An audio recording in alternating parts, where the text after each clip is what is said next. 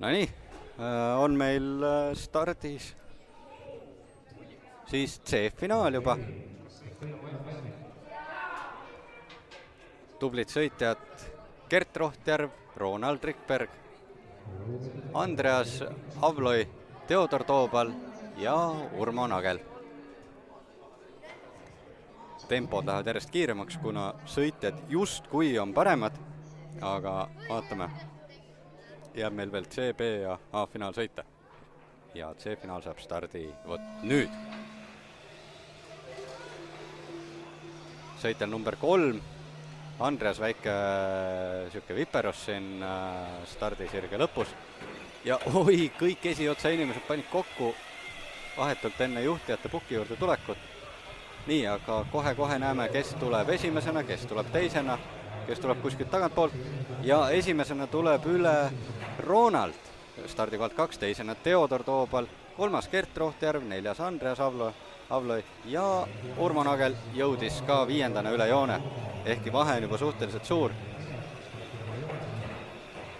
Vaatame, kuidas sujub siin. Kuidas sujub neil see sõit. Ronald liider, Gert 2, Teodor 3, Andreas 4 ja Urmo 5.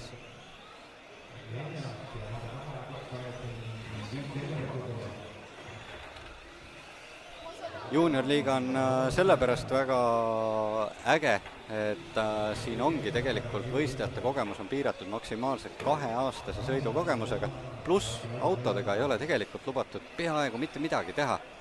Selles mõttes, et tuled, võtad karbist auto, tuled sõitma ja saadki mõõtu võtta siis omasugustega. Kipub olema niimoodi, et võistlejad on siin suuresti lapsed. See on kindlasti seotud sellega, et eelkõige käiakse siin nii-öelda huviringide kaupa. Ka täna on võistlejaid tulnud kohale üle Eesti, no kõige kaugemad kindlasti Põlgastest.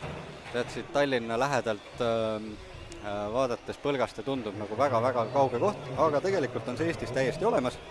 Ja on seal toimiv mudeliklubi, väga vahvad eestvedajad ja võtavad nad alati reisi ette, et vahet ei ole siis, kus see võistlus parasjagu toimub. Aga sõidu lõpuni jääb 3 minutit. Gert tõusnud liidriks just viimasel ringil, Ronald 2, Andreas 3, Teodor 4 ja Urmo 5. positsioonil. Kui see Obisoni rada niimoodi üldiselt võiks öelda, on pigem lihtne sõita, sellepärast et ta on suurem kui juniorliiga rajad tavaliselt, siis no ei saanud me ikka üle ümber sellest, et pidime siia ehitama ka ühe ülehüppe, mis on tõsi ongi paljudele kirstunaelaks, aga kui seda targalt sõita, siis saavad sõitjad sellega väga hästi hakkama. Et ütleme, kui tihti on rajal niimoodi, et on mitu keerulist kohta, siis antud juhul võiks öelda, et meil on põhimõtteliselt 1. Ja see on see sama ülehüppe seal keset rada. Vaatame, kuidas meil siit nüüd tullakse. Gert liider, Andreas 2, Ronald langenud 3. nüüd viimasel ringil, Teodor 4, Urmo 5. Sõidu lõpuni jääb alla 2 minuti minna.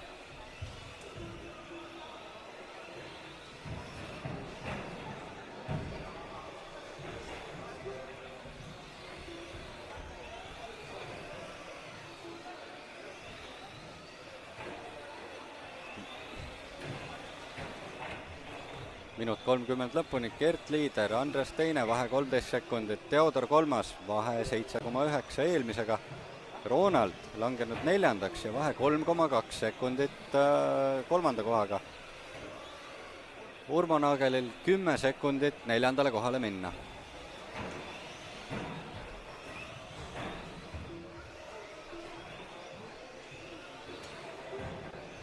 Sõidu lõpuni jääb 1 minut, no Gert seda sõitu domineerib 16 sekundit, vahet on ikka kõva edu.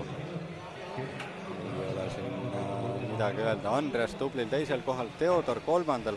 Teodori jaoks on tegu siit grupist ainsana nii-öelda koduraja sõitjaga.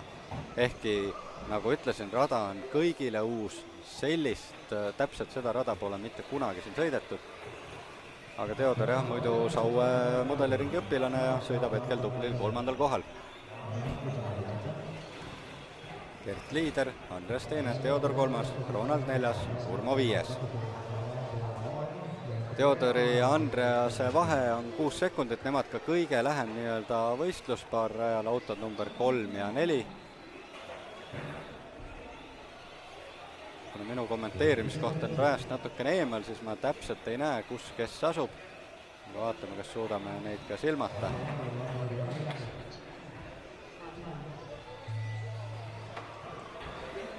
Red Bulli kaare all jäi...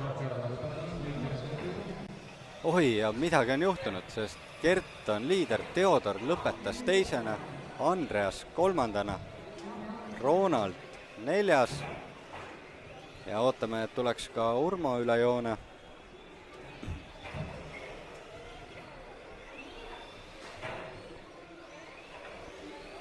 Ja ka Urmo on üle joone, sõit on sellega lõppenud.